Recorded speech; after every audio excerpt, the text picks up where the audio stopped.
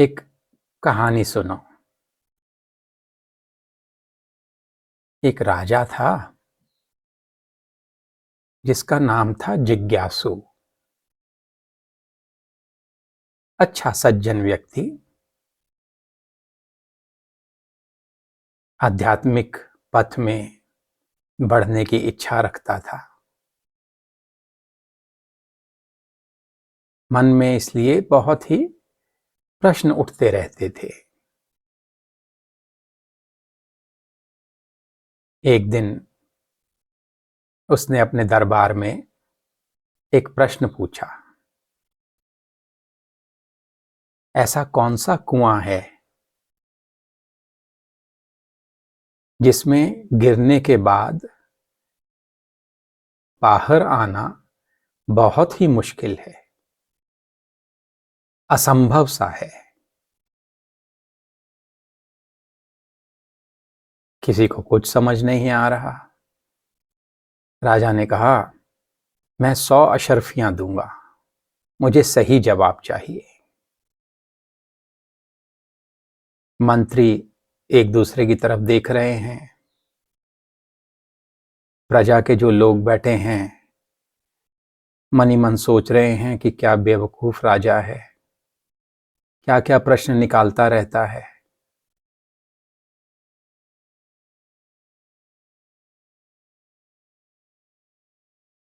किसी के पास कोई जवाब नहीं था। राजा राजपुरोहित की तरफ देखता है, उनसे पूछता है कि गुरुदेव आप बताइए। अब राजपुरोहित तो पहले ही डर रहा था कि मेरे से ना पूछ लें, पर एक युक्ति सूझी उसको। कहने लगा कि मुझे कुछ दिन की मोहलत चाहिए। अब पूरी प्रजा, सारे मंत्री राजपुरोहित तक जवाब नहीं दे रहे तो राजा को थोड़ा क्रोध आ गया। उसने कहा कि 1 हफ्ते का टाइम देता हूं, जवाब दे दोगे तो 100 नहीं 200 अशर्फियां दूंगा, और जवाब नहीं दोगे तो तुम्हारा सर कलम कर दिया जाएगा। अब पुरोहित की तो जान निकल गई। क्या मुसीबत है, कहां फंस गया। पर राजा का फरमान है, कुछ कर भी नहीं सकता। वो परमात्मा से प्रार्थना कर रहा है। दरबार खत्म होता है, वो घर जाता है, 1 हफ्ते की मोहलत है। सोच रहा है ऐसा कौन सा कुआं हो सकता है। सब कुओं में से बाहर निकल ही सकते हैं, कोई भी रस्सी फेंक के बाहर निकल जाते हैं। जिसमें से निकलना असंभव है, ये क्या है। वो उन लोगों के पास गया जो उससे थोड़े समझदार थे। वो समझता था कि इनके पास भी अच्छी बुद्धि है। किसी के पास कोई जवाब नहीं। अब वो इतना डर गया कि उसने सोचा कि मैं ये राज्य ही छोड़ देता हूं, मुझे यहां रहना ही नहीं है, यहां मेरी कोई कदर नहीं। दूसरे किसी राज्य में जाके रहूंगा तो कोई बुद्धिमान राजा मिल जाएगा। मुझे अपना कर्मकांड तो आता ही है, ज्योतिष विद्या आती ही है, तो 2 रोटी तो कहीं भी कमा लूंगा। तो वो दूसरे ही दिन निकल गया दूसरे राज्य में जाने के लिए। जंगल का रास्ता था। जा रहा था तो रास्ते में एक गडरिया मिला जो भेड़ें चरा रहा था। थोड़ी बकरियां भी थीं पर ज्यादातर भेड़ें थीं। और आपने देखा ही होगा, जहां बहुत भेड़ें होती हैं वहां बदबू बहुत होती है। भेड़ों के शरीर में से जब आप उनके पास से निकलो ना, तो बदबू से भरे होते हैं। तो चलो, गडरिया मिला, गडरिये के साथ बातचीत करने लगा। उसको बताया कि उसकी परेशानी क्या है। गडरिये ने कहा, आप तो राजपुरोहित रह चुके हैं, ये मेरा सौभाग्य होगा कि मैं आपकी हेल्प कर सकूं। राजपुरोहित कहता है कि भाई तुम क्या हेल्प करोगे मेरे, अच्छे अच्छे विद्वान इस प्रश्न का उत्तर नहीं दे सके, तुम क्या दोगे। तो गडरिये ने कहा, मैं इस प्रश्न का उत्तर ही नहीं दूंगा, मैं तुमको एक पारस मणि दूंगा। तुम तो 200 अशर्फियों की बात कर रहे थे, तुम जिस चीज को छुओगे वो सोना बन जाएगी। मेरा शिष्य बनो तो सही। अब राजपुरोहित ने सोचा कि जा भी क्या रहा है, बन जाते हैं शिष्य इसके। तो कहता है, मुझे स्वीकार है। तो गडरी ने कहा, मेरे चरणों को प्रणाम करो, साष्टांग लेट कर। राजपुरोहित को थोड़ा गुस्सा आता है, ये क्या बदतमीजी है, मैं राजपुरोहित, ये गडरिया, इसको मैं साष्टांग प्रणाम करूं। तो कहता है, नहीं नहीं, ये क्या है कि तेरे को मैंने गुरु कह दिया तो इसका मतलब तू कुछ भी करवा लेगा। तो गडरिया कहता है, चलो जाओ मजे करो। अब राजपुरोहित थोड़ा ठिठकता है, नहीं नहीं, चलो जाओ मजे करो नहीं, मुझे तो पारसमणि लेना है। तो वो उसको साष्टांग प्रणाम कर देता है, उसके चरणों पर अपना सर रख देता है। मनी मन खिन्न है पर कर देता है। तो गडरिया कहता है कि ये तो मेरी पहली शर्त थी प्रणाम करना, अभी तो और भी बाकी हैं। अब क्या है, पुरोहित पूछता है। तुमको इस भेड़ का दूध पीना पड़ेगा, भेड़ में से बदबू आ रही है।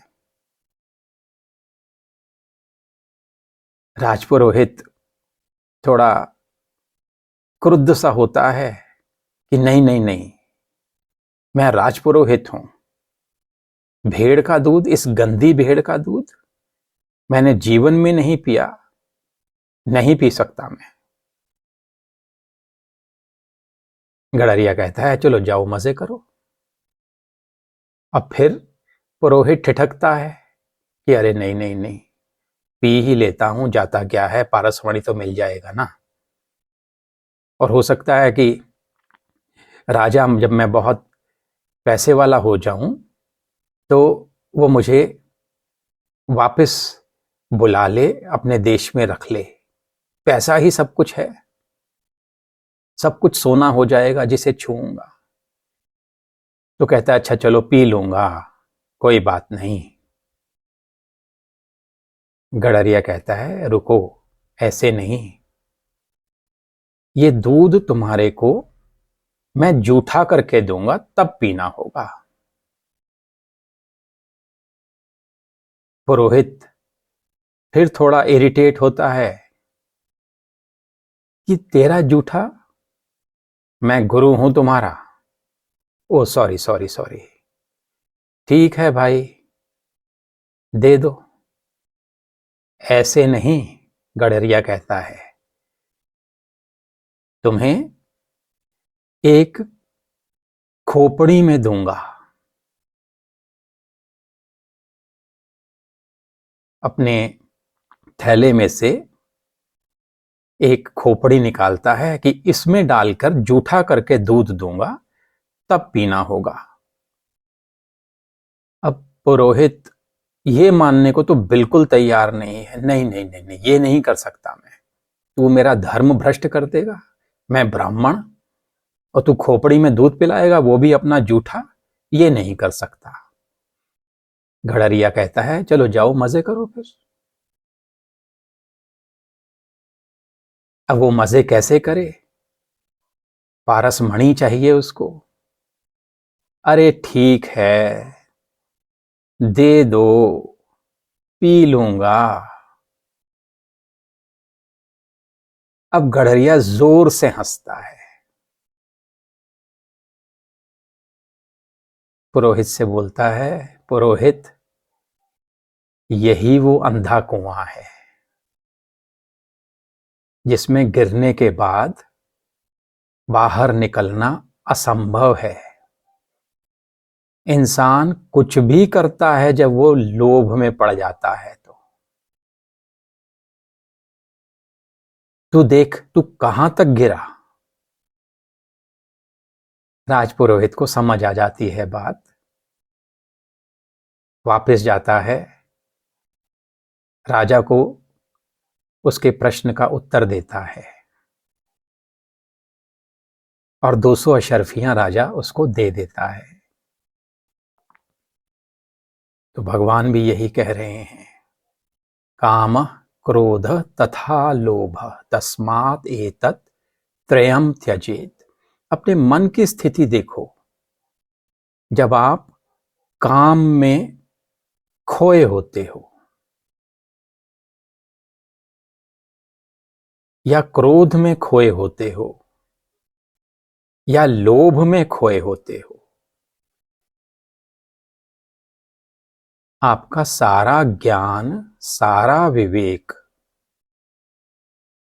सारी शांति, सारा आनंद एकदम ढक जाता है।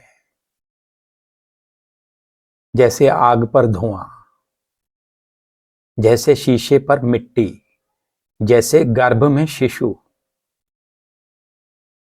सब ढके हुए हैं। आपके मन में ये ज्ञान उत्पन्न होना कि मेरे को इससे निकलना है, वो तड़प उत्पन्न होना, वो हो ही नहीं पाता, क्योंकि मन इतना चंचल हो जाता है, इतना व्यथित हो जाता है। यही वो कुआं है। भगवान कह रहे हैं, तस्मात् एतत् त्रयम् त्यजेत। छोड़ दो इसको, कर्म करने हैं। जो भी धर्म है आपका, ऑफिस का काम है, बिजनेस है, घर का काम है, वो परमात्मा की सेवा रूप से करने हैं, बहुत माइंडफुली, बिल्कुल जॉय, अवेयरनेस, लव में रहते हुए, प्रेम से, अवेयरनेस से, आनंद से करने हैं, कहीं पहुंचने के लिए नहीं।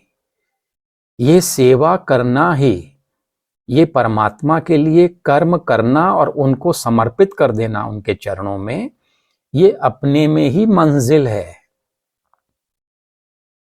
तो आज का दिन पूरा प्रयत्न करेंगे कि इन तीनों रिपुओं से मन को ग्रसित नहीं होने देना है और सारे कर्म बहुत माइंडफुली, प्रेम से, आनंद से करने हैं।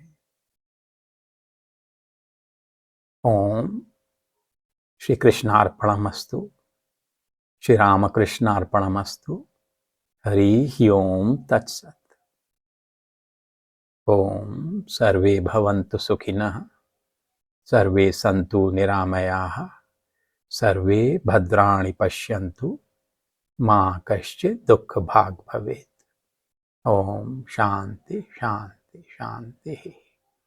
हरि ओम तत्सत। हमारे मन में परम शांति हो, जगत का कल्याण हो।